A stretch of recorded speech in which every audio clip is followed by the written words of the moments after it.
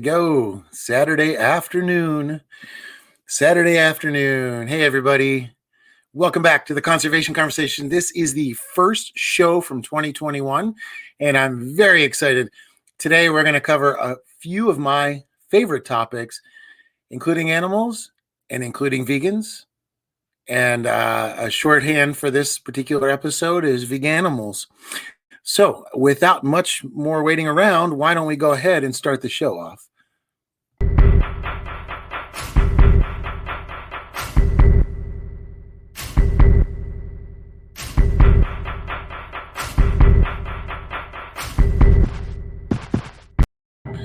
Oh, there we go. Veganimals. We are back.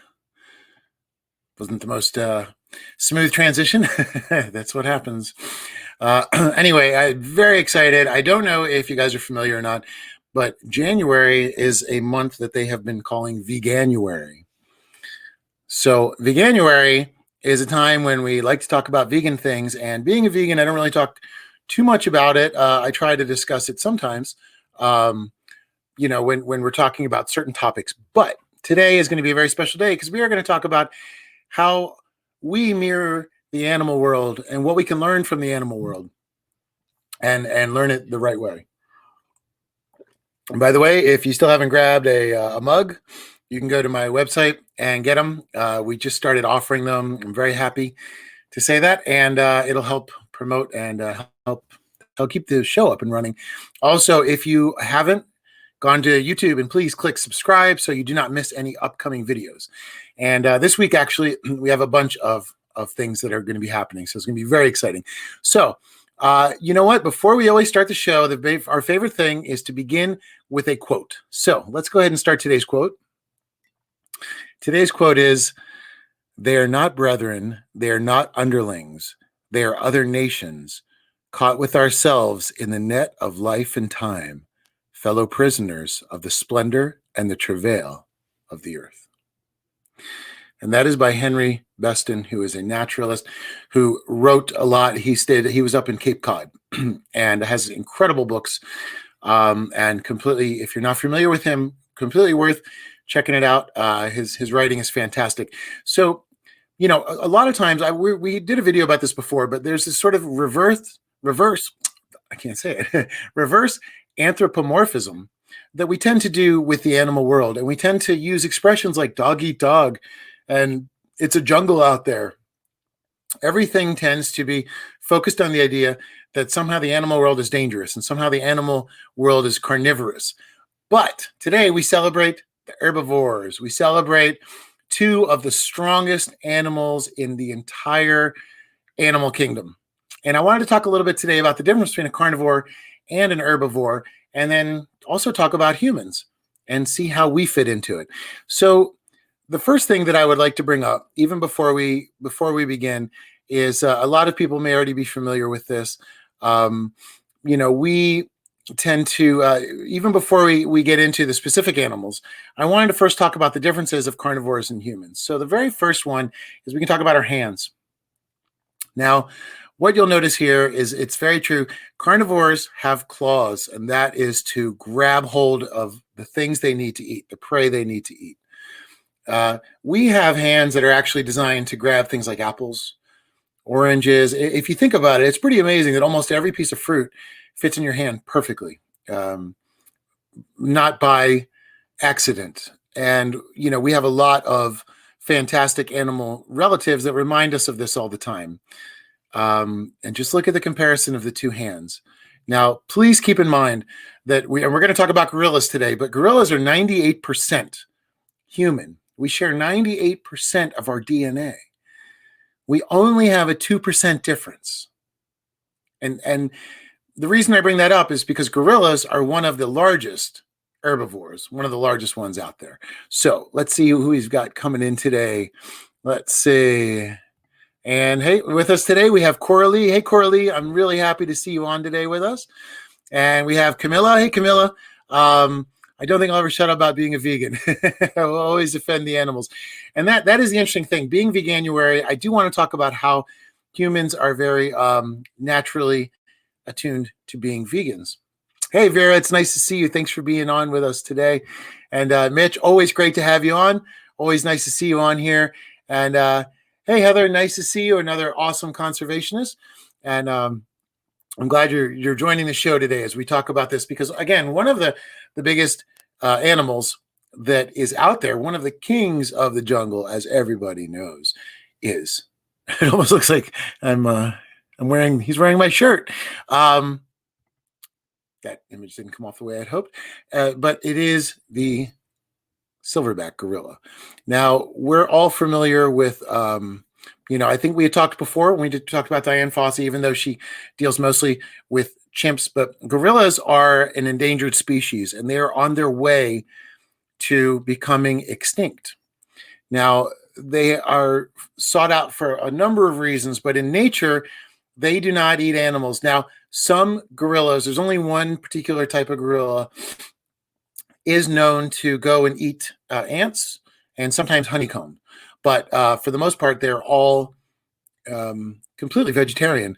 Now, the reason that they're vegetarian, and we talked about the hands and the claws, but now I wanted to get into some similarities to show you how the humans are the most similar to our relatives, the gorilla, in a few different ways. But first, we want to talk about digestive systems. Now, you'll notice that each particular type of critter has a digestive system. Now, there's a non-ruminant herbivore and a ruminant herbivore. Now, ruminant means basically that they have four parts of their stomach, and they're very complicated stomachs. Now, if you look at a non-ruminant herbivore, that is pretty much what we are. And in order to bring that up to a little bit more of a point, I wanted to show you guys this, which I thought was really interesting. Again, it's non-ruminant.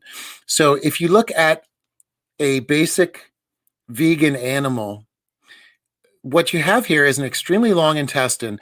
Now, the reason is it takes a long time to digest plants and to get the nutrients out of the plants, whereas a carnivore has a very short intestine filled with very high stomach acid, designed to dissolve and eat the meat quickly before it goes bad. But animals that eat, and humans also have the exact same design, where we have a very long intestine, and the idea is that it's going to pass through over and over and over, and it's going to slowly but surely have the nutrients taken from the plants. So our physiological makeup is the same as vegan and animals. And again, I wanted to bring this up because so many times we tend to associate ourselves with carnivores. I'm the pack leader. There's always this kind of weird view on animals that I think is kind of off, and we never pay enough attention to the vegan animals. And I noticed it one day because I had saved a rabbit in Los Angeles. And I was looking up, what do I feed a rabbit? As I just pulled him out from underneath this parked car. And, I didn't know exactly what to feed him. And I realized he eats the same thing that I do. So in a way, like, people would always give me a hard time about eating rabbit food. So yeah, I guess it's warranted. And I'm happy to do so. Hey, Mom, it's good to see you on here today. Thank you for joining. And let's see, who else do we have here with us today? Danielle. And Danielle, good morning from California. I hope you're doing well out there with all the fires and winds and everything. And I do have to say, my mom always tried to get me to eat vegetables as a kid, and I did not eat them. And I tell this story all the time. When I decided to go vegan, it was so hard because I hated all vegetables. I'd never eaten a vegetable, really. But so the change happened mentally, and then it started physically. Whereas my mom has always eaten very healthy, and she has a very good healthy diet. So, I wish I would have learned more from that when I was younger while she was trying to teach me. But now I crave my veggies. Hey, Michelle, thanks for joining us from Florida. I hope you're doing well down there. I know you're out on the front lines, and I hope you're safe and doing well. And let's see, Mitch says, yes, so closely related. Exactly. We back to the gorillas, 98% shared DNA, which I think is amazing. Let's see, my mom going to try YouTube. Okay. And you know what? If anybody is having a hard time with my live feed on Facebook, please go to the YouTube station. It usually will work out. And Mitch, yeah, it's really neat, isn't it, to see the physicalities of that. Okay, there you go. My mom's on YouTube now.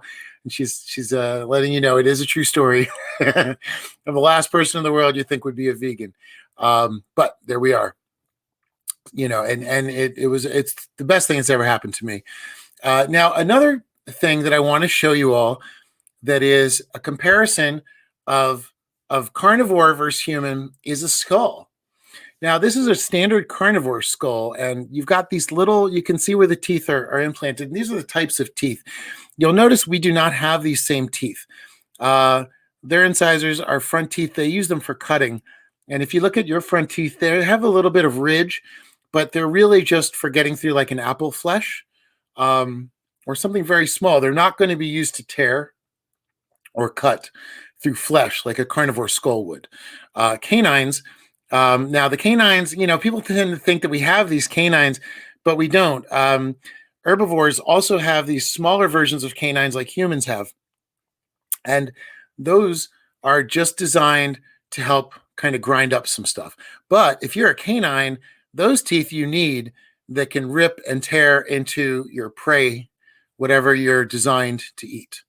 And that's the thing, is it's all nature. We don't choose these things. Nature physiologically designed us to have a certain place within the food chain. Now, the fascinating teeth, I thought these were interesting. If you look at the one on the far right there, the carnassials, these are specialized teeth only in carnivores, and they slide past each other and they create this scissor-like motion for shearing off the muscle off the bone. Kind of a gross thing if you don't eat meat to think about. But I just wanted to point out the fact that carnivores have teeth that we do not have. So by nature, some would argue we're omnivore. I find a lot more similarity to the herbivore, to the herbivore animals. And again, I wanted to just bring up this image is one of my favorites. This is the gorilla finger and the human finger, and they have very similar, as you can see, very similar unique prints. So again, 98% human, 2% gorilla. So we are very, very, very closely related. Now, we've talked about the intestines and how they work, how we're physiologically designed the same as herbivores, whether it's our hands that are meant for gripping and holding things, or it's our teeth that are meant for chewing, but not necessarily ripping and shredding, but chewing. And then we also talked about, which I thought was the most interesting, the design of the herbivore and the human being similar. But one of the other common myths that I find fascinating is the use of, people say, well, cavemen used to hunt animals. Well, recently they've been doing a lot of discovery, and what they have found is that it's not quite that story. Cavemen mostly were gatherers. Now, the spear, which is what I wanted to bring up, everyone has the image of the spear, and this is the image that people like to claim that, there is a caveman running around with a spear trying to kill things to eat. And that is very easy to fit into our modern mythology. But what they have discovered very recently is that spears were actually designed to, basically, when cavemen were in their caves, animals would wander in and sometimes kill them or eat them. So they designed these long sticks with these points at the end. And they would stand back against the back of their cave, and they would hold the spears up and use them as a defense weapon, not as a weapon. So, it's kind of interesting. I'm curious what you guys think about this. Where you think we fit in the animal world with the other things? A lot of it would recommend that possibly we've just always been food, and then we invented the spear. And then from there, things took off. And I'm not, debating the fact that humans have eaten meat for a long time, but the theory of how it started is not quite that particular way. Hey, Elena, thank you from Romania. I'm glad you tuned in. Bună seara. And let's see, Mitch says, hi, Sally. Thank you for Eric. Thanks. And let's see.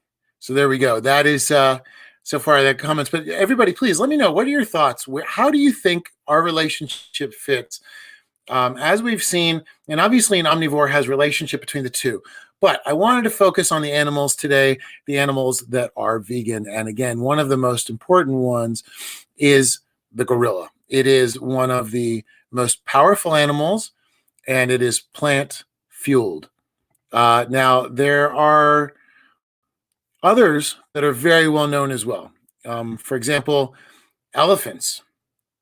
Elephants are 100% vegan, obviously vegetarian. They are one of the largest animals in the entire world. And what is another amazing thing about them is that their tusks. I didn't know this, but their tusks are actually their teeth.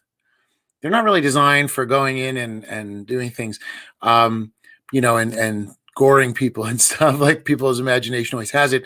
But they're actually teeth, and they're used for getting bark off of trees or sometimes digging up roots. Sometimes as a defense as well, like the spear. It's not an offensive thing. And the other cool thing about elephants is we all know their sound from their trunks, but it's not the sound that is communicating with them. It is the vibration that they are using within their trunks that resonates with the other animals. So I think that's really cool.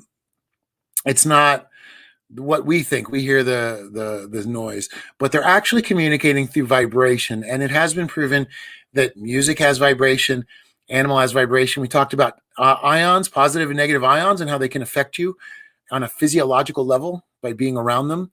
And so we know that the energies in nature do translate into things that we sense and feel. Our sensory organization, it's not just sight and sound, but it is feeling of the things around us. And it really is important. And I think it's cool that one of the largest animals in the world is a vegan, the elephant, and uses vibration to communicate with each other. By the way, here's another thing that we share. Elephants, gorillas, these are all animals that work in social realms. They work in the social world. They live in small communities. They all take care of the children. They never kill intentionally. As a matter of fact, did you know that in gorillas, there are under 10 reported deaths that people were killed by gorillas ever, since people started finding gorillas and meeting gorillas? And that is something really important to think about. The fact that they do not commit homicide. They don't kill. If they do kill, it's generally an accident, actually. Most of the gorillas will give a warning signal, and then if people don't leave, they might bite them. But they don't actually kill people. A lot of people die from the bites later. It's very different. But our treatment of our closest relatives is not the same. Now, this is a monkey that I found in Iquitos in Peru. And what they do down there is they tie around their necks. And they have the most crude ways of doing this, as you can see right here. This little guy is being tied together by some ropes, so he can't go very far. With all that dust-looking stuff on him is actually some sort of a dusty rock pile that he was sitting on. So he could jump inside if he wanted to, and I think he had water in there.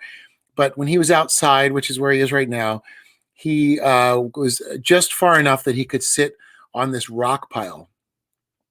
And the treatment is insane. We do not treat the animal world with the same respect that the animal world treats us, which is basically they just treat us as if we were part of the animal world, not any different from it. And that's something that maybe people forget to remember that aspect. Hey, Ines, nice to see you. Hope you're doing well overseas. I know the corona has been definitely slowing everybody's ability to travel around these days. There we go. Hey, and there we go. Getting the word out. Environmental Truth, Florida 67. Hey guys, it's nice to see you on here. And that is a great group, by the way. Florida 67 is designed to bring together all of the 67 counties in Florida under one movement to try to make a change for clean water. Mitch says, stand your ground peacefully. Exactly. And that's the thing is these gorillas, they don't just, they're bigger. They don't just charge you. Now, I mean, I know that people are killed by elephants, but that tends to have to do with the elephants losing all of their ability to eat because of man-made encroachments into their areas. And then you have them going into villages, or mostly through villages, causing a lot of conflict between the two. So that is definitely a problem that we have there. Hey, Bruce, it's nice to see you on today. Thanks for joining. And, let's see. Mitch says, when backed into a corner, our minds change and who knows what comes next. And that's the difference. That's the 2% that makes us unique, is that we think that violence is an answer. And, in nature, it's not an answer. We always say that sharks don't kill seals. Sharks eat seals because that's what they're designed to do. And that's their nature. And it's not, it's part of what they do. Seals eat fish. It's not because they hate fish and they're going to kill them and they got mad at the fish. It's because that's what they're programmed to do. We, on the other hand, are one of the only animals in the animal kingdom that commits homicide. And that is that incredible 2%. So are we really more advanced? Or are we better to look at our vegan animal friends in the animal kingdom and realize that maybe we can learn from them instead of trying to think that we need to teach them tricks? Perhaps what we can do is learn a little bit more on how nature works within itself. And Mitch said, hey to Luella, and Luella runs the Florida 67 Getting the Word Out Environmental Truth Group. So, today was very special because, like I said, it's Veganuary. If you're a friend of mine and you're not vegan, there are some incredible vegan recipes out there. I encourage you to look at them. I'm actually going to put one up tomorrow for vegan queso. So if you're watching now and you've always wanted to go vegan, but cheese wasn't a problem, check it out. And, again, we always look at the animal world and we just say, dog eat dog, leader of the pack. We talk about all the dangerous things and we talk about animals killing animals, but in reality, it's not that quite same thing. And so we're putting our projection on them instead of actually seeing where we are reflected in nature. And where we are reflected in nature is with the animals that we share digestive systems with. And one of them is the gorilla, our closest relative. So gorillas are endangered, unfortunately. They're amazing to learn about. There are scores of people trying to protect them and literally losing their lives. I don't know if you guys saw in the news, just recently, there had been a recent attack in Virunga, and more rangers were killed. So because they don't instinctually kill us, but we seem to be always killing them, whether it's for oil exploration, the meat trade, there's bush meat. I mean, there's a lot of reasons why they're going down in numbers. But again, it really is something that if we think about kindness, maybe we can learn a little bit more from them than us thinking that we are the ones that can be teaching these animals how to behave, and that's a little backwards. Bruce says, not a vegan, but don't drink milk or eat butter and still have still have a plant-based diet. That's great, Bruce. On the topic of Veganuary, for my friends that do enjoy dairy, please note it isn't inflammatory. So if you're not feeling well and you're just uncomfortable, if you reduce your dairy, it will tremendously solve that. Or again, it's Veganuary. There's only about 10 days left. So, give it a try. See what it's like if you just rid your body for a little bit of dairy and just allow yourself to try these plants. And, for some reason, vegans are always considered these weak people. But as we see in the animal world, they are the biggest and the strongest of animals. Hippos are actually mostly not always. That's why I didn't include them originally. But they are usually just herbivores. So, when it comes to some of the biggest animals, horses, it's some of the strongest animals out there. Horses, gorillas. There are a lot of fascinating animals that are all vegan, all plant-based, all herbivores, whatever word we want to put on them. These are the same that we are really in our nature. And again, I just want to bring this back because I think this is a super cool one.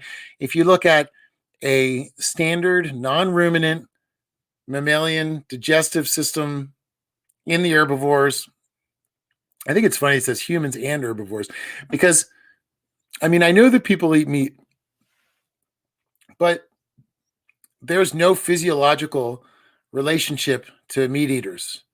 Like, I mean, if you look at it, we don't have a carnivore's intestines. We don't have a carnivore stomach. We don't have carnivore teeth. We don't have carnivore hands. We are as far from carnivores as possible. And, you know, I mean, we're just not really built for it. You know, I mean, the first guy that decided to eat an animal that didn't cook it, he was probably sick for quite a long time, you know, because their bodies are different and they have different bacteria inside of them, which is another reason why we have zoonotic disease, because animals will spread and their bacteria our bodies don't know how to handle. So unfortunately, zoonotic disease is a massive issue. We're watching a result of a lot of zoonotic disease right now. But as humans, we mirror herbivores. We mirror animals that only eat plants. We mirror their social structure. We mirror, like I said, every aspect of them, from how our teeth are designed. By the way, with gorillas, we have the same amount of teeth as gorillas. It's really amazing. It's really amazing. So, you know, I think it would be great in 2021. One of the things that I've seen a lot of people doing, and I think it's really beautiful, is we are starting to meld together and understand again that we are part of the world around us. We are not the controllers of the world around us, and we need to start taking the world into account in order for us to survive, in order for the world to survive. And it's something that we have to remember. We are more closely related to the animal world than we've allowed ourselves to think about through literature and through philosophy and through all the things that actually keep us from being gorillas. That 2%, whatever's happening in that 2%, there's a lot of beauty in that. But there's also a lot of problems in that, in the way that we treat our relatives, from our closest ones, the gorillas, all the way down to the souls that you don't really think you can relate to, like a wasp or something else like that. But anyway, obviously, you know, most birds, obviously most fish are herbivores. There are always exceptions, but for the most part, aside from a very small class of animals that are carnivores, nature runs on plants. So fascinating. Anyway, I hope you guys are having a wonderful January so far. It was exciting to have a first show back on again in 2021, and just to talk a little bit about our physiological relation to animals and the world around us and how we fit into everything like that. Camilla says, being vegan opens you spiritually as well as saving animals and helping your body heal. And, you know, I think, Camilla, I personally agree 100%. You know, I went vegan because my cancer tumors were growing really fast. And I thought that maybe there was chemicals inside of the meat I was eating. So I would stop eating that. And it worked. I mean, as soon as I stopped eating meat, my tumor stopped growing so aggressively all the time. But then all of a sudden, I found myself more in sort of in the same, you know, there was kind of a new understanding with animals, like they knew, you know, and I've always felt like I'm in harmony now with the world around me, as opposed to previously I always felt that I was battling the world around me. So for me, it's been a very important change in my life, and I highly recommend it. And even if you don't want to go vegan, I highly recommend studying it, checking it out, and at least giving it a try. I mean, it is Veganuary, and if you're a meat eater and you're saying no way, then please at least check out Meatless Mondays and give that a try, because it's the easiest time in the world right now. If you're lucky enough to get your food from a market, then it's easy to just buy one product instead of another, and you probably won't even notice the difference. And again, this only goes to people that are lucky enough to get their food from the markets.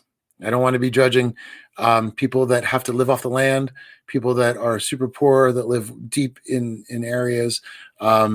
there are a lot of examples where it's a little bit more complicated than that for us to help bring the world into a slightly better system in harmony with each other. Let's see. Sherry says, you speak of your digestive system being similar to animals. It's all in our gut flora. Exactly. If this affects animals negatively, humans should learn from this. I'm not vegan, but eat more plant-based diet. It helps your immune system. Exactly. Don't do dairy or gluten. Fantastic. And I'm trying more and more. Sherry, that is great. I know that, I'm sure a lot of, health things have brought you to this point. The more you do that with your body, the better you will feel. I guarantee it, because I stopped eating meat in 2013, and I stopped dairy in 2015. And I've just never felt better unless I'm on my meds, cancer meds. Those kind of knock me down and out. Can't do anything about that. But I'm actually trying to now use plants as my medicine instead of continuing my cancer medicine. So, Sherry, I'm really glad to hear that you've made a change and it's helping you. And it's absolutely true. The thing is like a lot of people will say to me, well, where can you get your vitamin B from? Don't, vegans have vitamin B deficiencies? No. What you do is there's lots of natural foods that have vitamin B in it. And you just eat those foods. A lot of times what's happening is people are eating animals that have basically just been eating plants. And then they take it in and then they transform it a little bit for you. And instead of eating one piece of meat and getting, say, like this, and this, us vegans eat this, and this. You have some nuts that helps you with your oils. You have some, some carrots. You have some apples. There are natural elements where you might have to eat 4 things throughout the course of the day instead of eating one piece of chicken, but you're getting them directly from the source, and they're from how the chicken got them anyway. And by the way, I have never had a vitamin B deficiency in all of my blood tests since I've gone vegan. So I don't know if it's just a scare tactic used by the meat industry to make everybody worried that they'll die if they don't eat meat. But I can guarantee you that's not true. Danielle says, would love to hear more about zoonotic disease and our inability to digest certain bacteria. Yes, Danielle, that is such an important topic right now. And we're all very familiar with the famous example of the bat that eats fruits and then is hanging somewhere, and then the little bits of it drop down, and then the pig eats some of the saliva that had fallen, it falls into the pig area, the pig food, and then, because they hang from the top, and then, they eat it, and then we eat it. So unfortunately, there are animals that you just cannot digest.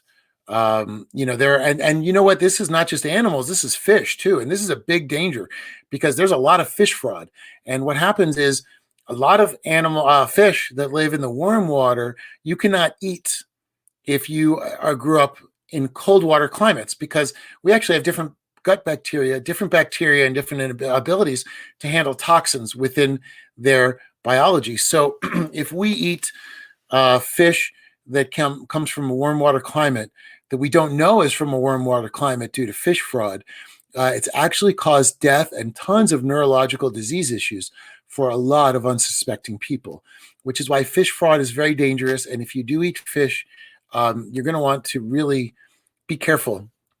It's one of the easiest, most fraudulent foods, that's out there. I mean, not to mention all the bacteria, not to mention that they have discovered that fish also have families, live in communities, and can communicate, and are, they're basically the same as the rest of the animal world. Just we didn't understand that because it was in the water.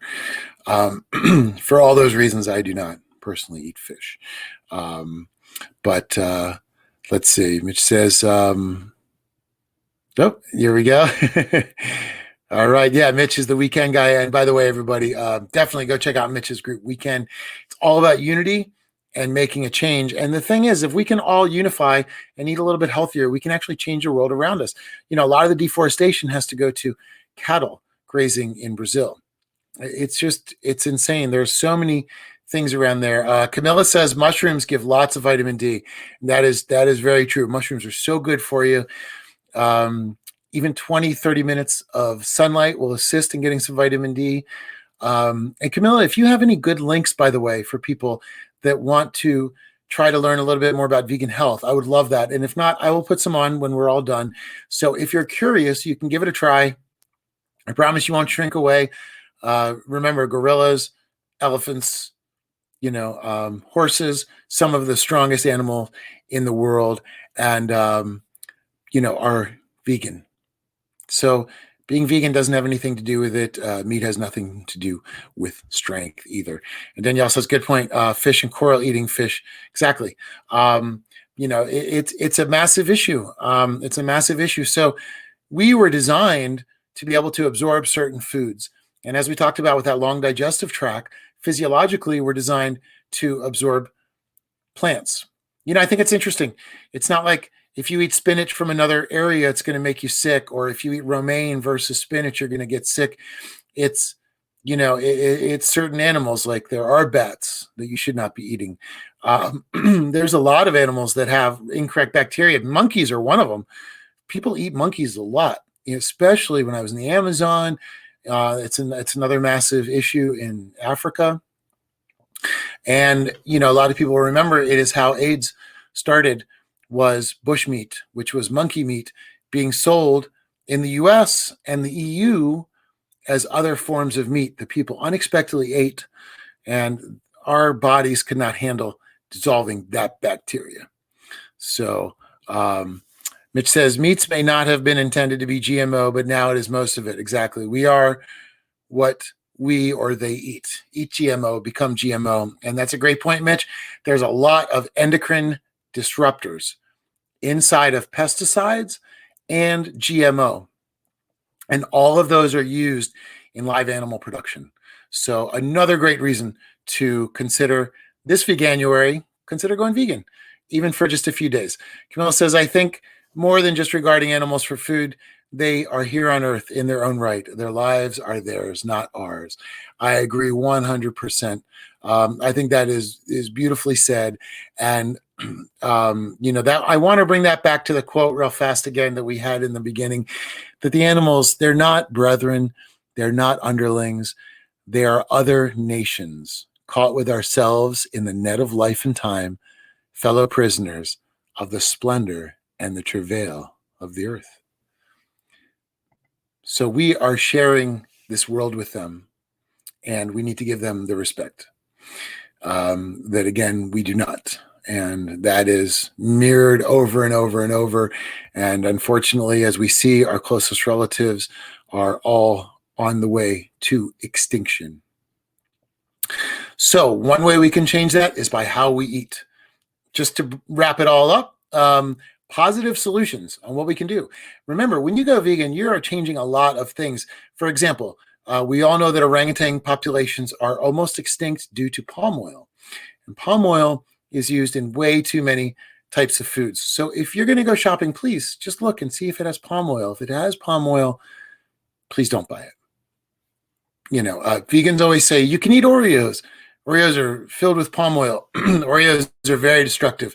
Doesn't matter if they're vegan. They're not helping the animals. If we're going to be vegan, we have to save the animals that we can, but we also have to save the animals that are out in the wild in the future.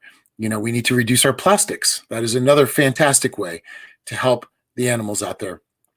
So a lot of these animals, we can actually stop the extinction just by what we always talk about, revolution through routine. Just changing a few things here and there. Try to buy less plastic. Try to avoid palm oil. If you can avoid the burgers, avoid the fast food chains. I mean, the fast food chains are some of the biggest deforesters of the rainforest in Brazil right now. It's just that simple. If we can change our habits and show companies that we want something different, they will give us something different. They're not designing stuff and then forcing it on us. They're just trying to go with what they think we want. So remember that your dollar matters. Remember that what you buy matters.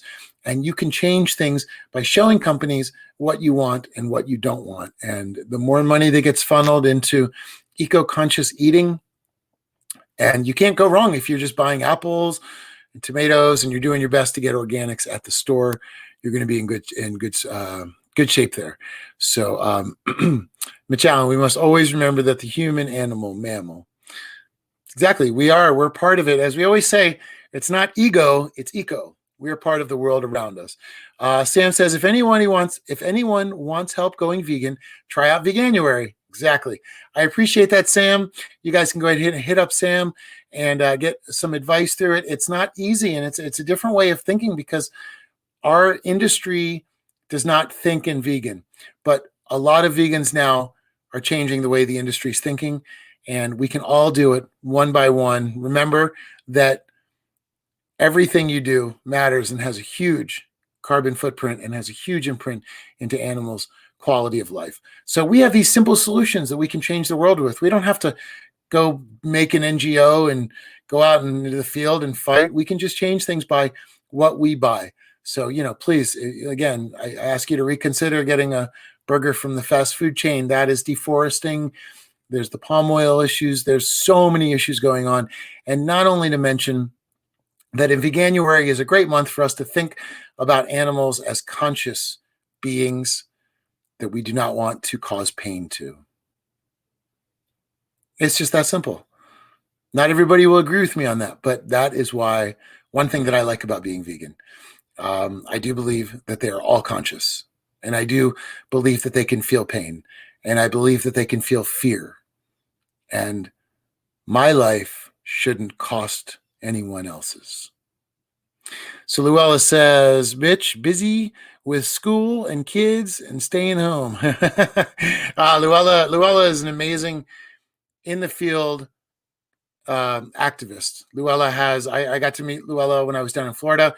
She is one of the most incredible people, so well educated, understands the need for solution-based approaches to problems, which is always what we're about here on the Conservation Conversation. So Luella, Mitch says, let's have a call soon. So you guys need to get back in touch for sure.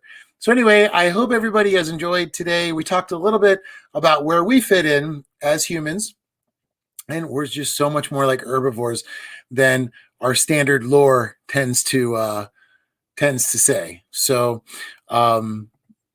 we just have to keep that in mind. We can change the story as it's known, and we can do that by allowing other sentient beings to live.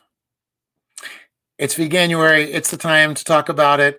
There is nothing good can come out of something else dying for us to continue living. It's not an equation that we need to be part of. And again, our physiological body's not even designed for it. So I ask everybody to please consider Veganuary as a time to give it a try. Go look it up. You can just look up vegan.com. It has a bunch of great stuff on there. There's a lot of resources. You can contact me if you want to know more. I'm more than happy to give you some links and some support as you give some change to it. But for the animals and for the fact that they are sentient, we ask you to give them peace. For your own body, we ask you to treat it as a temple that it is, and to treat it with the way it was meant to be treated. And for the world around us, we ask you to consider veganism. At least try it out this month, because it also creates a way smaller footprint on Earth's resources. Sam, Cowspiracy is great to watch for environmental impacts. Absolutely. That's a great documentary. Cowspiracy is great. and it is important because we have to remember that everything we do ripples out and changes the texture of the world around us. And we all can make a change just by how we are day to day. So I hope you guys enjoyed today's show. It was really great to be back. If you can, keep your eyes open this week. We have a couple of great announcements. I've been working on 2 new projects that I've had to keep under wraps, but I'm going to share them with everybody this week. So I'm very excited to bring everybody in on what's happening. And Sam's made me go vegan instantly. Oh, yeah. Good. That's great. See, Cowspiracy. That's the beauty. Great documentary. Mitch says, let us be good, or at least better stewards of Mother Earth. Absolutely. Absolutely. And Sam, thank you for being on the show today. Thank you, Camilla. Thank you, Mitch and Sherry. and Andrea and Elena and my mom, Sally, of course, and Bruce, Michelle. It's really great to see everybody here. We have such a great community that's forming, and it's just exciting to be back and seeing you guys. And I hope you enjoyed learning a few interesting little facts about how similar we are to our relatives in the animal world. And when you think of the animal world, think of the vegans and think of their strength, their power, their beauty, their grace, and their cooperation with the rest of nature. All right, everybody, it's our world. Let's talk about it.